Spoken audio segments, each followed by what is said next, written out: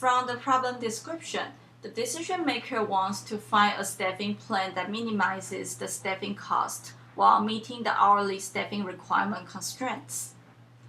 Let's start by defining the decision variables. Let xi be the number of bussers whose shift starts at I o'clock in the morning. The value of I ranges from 5 to 10 in a 1 hour increment. Each shift is 4 hours. We will schedule X5 bussers to work 4 hours starting at 5 o'clock. We will schedule X6 bussers to work 4 hours starting at 6 o'clock.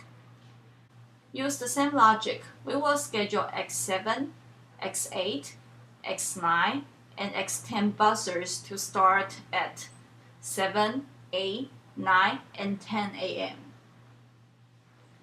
The next step is to write down the objective function. We see that the hourly rate for bussers who start to work at 5, 6, or 7 in the morning is 13. This translates to a wage of 13 times 4, which equals to $52 for a 4-hour shift starting at 5, 6, or 7 a.m. The hourly rate for bussers whose shift starts at 8, 9, or 10 is $12, which will translate to 12 times 4 equals to $48 per 4-hour shift.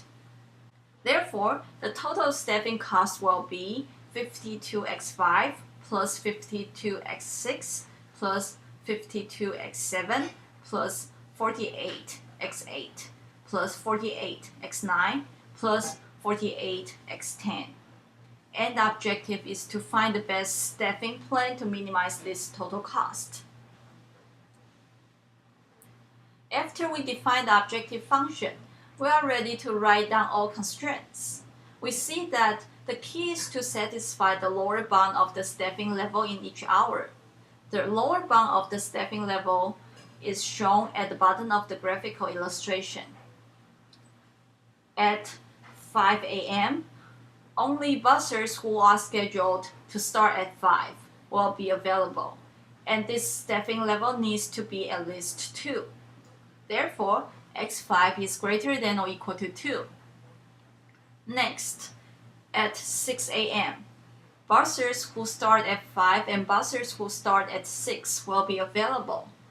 Therefore, X5 plus X6 should be at least 3 to cover 6 a.m.'s staffing requirement. Similarly, at 7 a.m., bussers who start at 5, 6, or 7 will be available. Therefore, X5 plus X6 plus X7 should be greater than or equal to 5 to cover 7 a.m.'s staffing requirement. Similarly, we can write 8 a.m.'s staffing constraint as X5 plus X6 plus X7 plus X8 greater than or equal to 5. Next, let's look at 9 a.m.'s staffing constraint.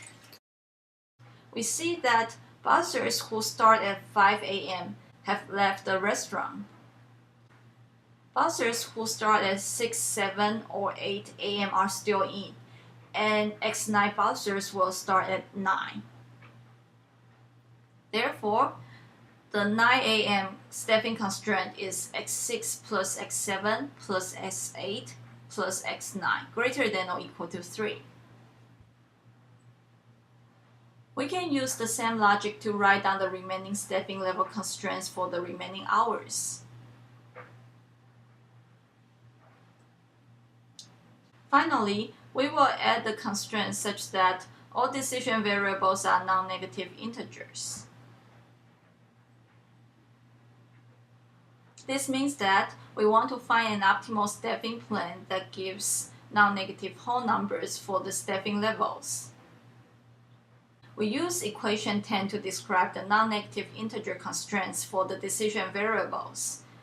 The symbol that looks like a C with a dash in the middle means that the items on the left-hand side are elements of the right-hand side. So it means that each decision variable is a non-negative integer.